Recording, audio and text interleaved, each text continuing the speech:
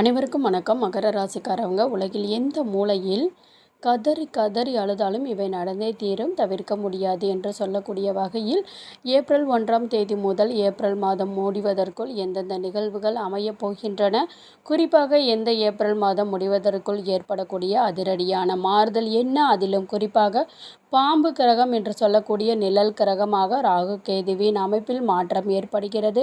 பாம்புவின் தலையை பகுதியை கொண்ட ராகு தைரியம் ஸ்தானத்தில் இருந்து கும்பஸ்தானம் என்று சொல்லப்படக்கூடிய 2ஆம் இடத்தில் நுழைகிறார். அதே போல பாக்கியஸ்தானத்தில் இருக்கக்கூடிய கேது அஷ்டமத்தில் நுழைகிறாங்க. இது சற்று சாதகமற்ற அமைப்பாக உறுதியான பார்க்கப்படுகிறது. திருக்கணிதத்தின்படி இந்த மாறுதல் பெற்றாலும் கூட வாக்கிய பஞ்சாங்கத்தின்படி இன்னும் 3 மாதங்களுக்கு பிறகு முழுமையான நிகழ்வு நடைபெறப் போகிறது.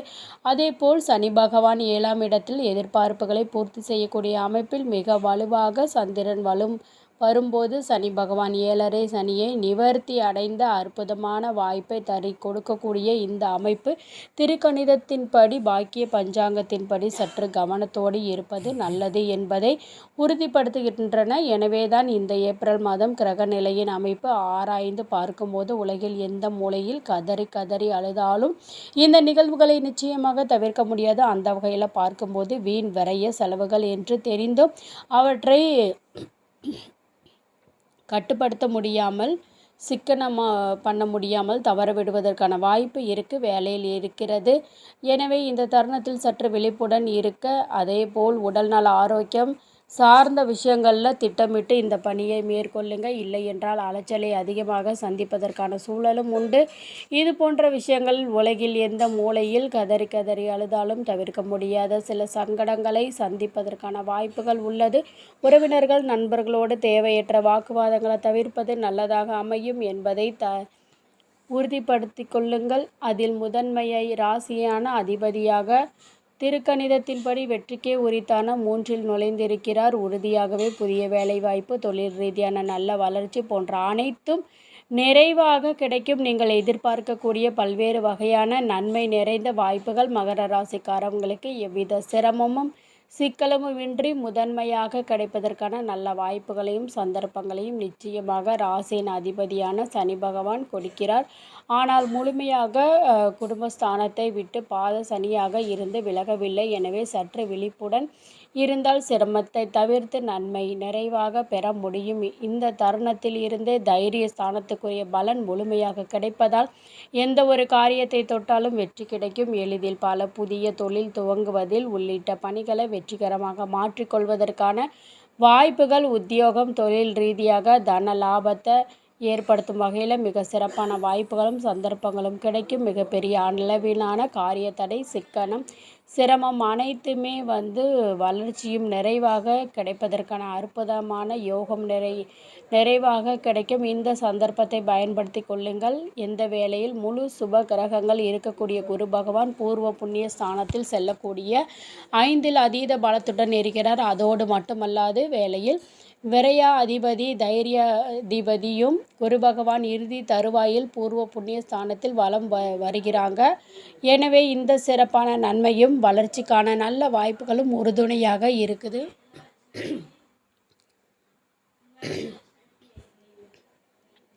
அமோகமான வளர்ச்சிக்கு நன்மைகளும் அடித்தளம் இடக்கூடிய பல்வேறு வகையான நன்மைகள் எதிர்பாராத வகையில் உங்களை சேரும். உலகில் எந்த மூலையில் இருந்தாலும் கதறி கதறி அழக்கூடிய வகையில் பல நன்மைகள் ஏற்பட்டாலும் இவற்றை முழுமையாக மகர ராசிக்காரவங்கள் விளக்கக்கூடிய வல்லமையும் ஆற்றலும் அதீத கொடுக்கின்றன.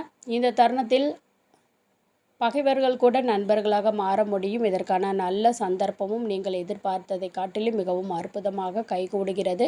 எனவே சரியாக பயன்படுத்தி கொள்ளுங்கள். அதோடு மட்டுமல்லாது இந்த தருணத்தில் வீண் விரைய செலவுகள் கட்டுக்குள் வரும். எதிர்பார்ப்பதை காட்டிலும் அதிகடியான மாற்றம், வளர்ச்சிக்கு நல்ல சந்தர்ப்பமும் உறுதுணையாகவே உங்களை தேடி வரும். சரியாக பயன்படுத்தி கொள்ளுங்கள். இந்த வேளையில் நீங்கள் நினைப்பதை காட்டிலும் நிழல் கிரகமாக ராகு கேதுவின் அமைப்பில் ஏற்படக்கூடிய மாறுதல் சற்று சாதகமான நன்மையை கொடுக்காது. ஏனென்றால் ராகு கும்பஸ்தானத்தில் நுழைவது பெரிய அளவில் பாதிப்பு இல்லை என்றாலும் தோற்றக்காரகரன் கேது நுழைவதனால இந்த தருணத்தில் சற்று விழிப்புடன் இருக்க வேண்டும். ஆனால் 7.5 சனி நிவர்த்தி அடையக்கூடிய இந்த வேளையில் அஷ்டம கேதுவால் பெரிய அளவில் சிரமம் இல்லை. ஆனால் எப்போதும் எதிர்மறையான சிந்தனையும் ஒருவிதமான கலக்கமும் குழப்பமான மனநிலையும் தென்படுவதற்கான வாய்ப்பு உள்ளது.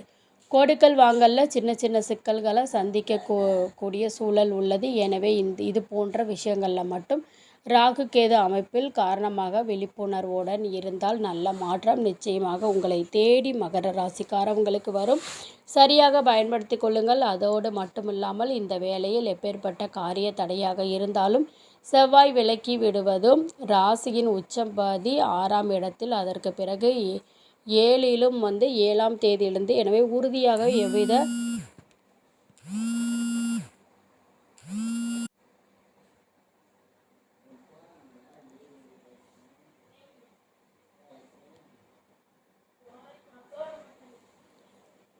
7ஆம் தேதியிலிருந்து. எனவே உறுதியாகவே எவ்வித எதிர்பார்ப்பாக இருந்தாலும் இந்த வேளையில் எளிதில் கைகூடும். மிகப்பெரிய அளவில் சிக்கல் என்று நினைக்கக்கூடிய பல காரியங்களை சிறப்பாக செம்மையாக செய்து முடிக்கக்கூடிய ஆற்றலை நிறைவாக கொடுக்கிறார். எனவே பல்வேறு வகையில் காரிய தடை, சிரமம், சிக்கல் என்று இருந்த பல நிகழ்வுகளில் சிறப்பான மாற்றத்தை சந்திப்பதோடு வளர்ச்சிக்கான முன்னேற்றத்தையும் நல்ல வாய்ப்பும் சந்தர்ப்பமும் உறுதியாக உங்களை தேடி வருகிறது. சரியாக பயன்படுத்தி கொள்ளுங்கள்.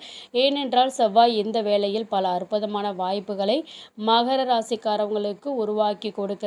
நினைப்பதை காட்டிலும் அசையா சொத்துக்கள் வாங்கக்கூடிய முயற்சியில் ஏற்பட்ட தோல்விகள் வெற்றிகரமாக மாற்றி கொடுக்க போகிறது. நினைப்பதை காட்டிலும் பல்வேறு வகையான நன்மை நிறைந்த வாய்ப்புகள் இந்த தருணத்தில் உறுதியாகவே உங்களை தேடி வரும். சிறப்பாக செயல்படுவதோடு வளர்ச்சிக்கான நல்ல வாய்ப்பையும் சந்தர்ப்பத்தையும் இந்த தருணத்தில் ஏற்படுத்தி கொடுக்குறாங்க. உடல் நல ஆரோக்கியம் திருப்திகரமாக அமையும். வீண்வரைய செலவுகள் ஏற்பட்டாலும் கூட உபரி வருமானத்தை அதிகரிப்பதற்கான வாய்ப்பை அள்ளி கொடுக்கிறார். அது மட்டுமல்லாது சூரியன் 3ஆம் இடத்தில் முற்பகுதியில் 4ஆம் இடத்தில் உச்சம் பெறுகிறாங்க.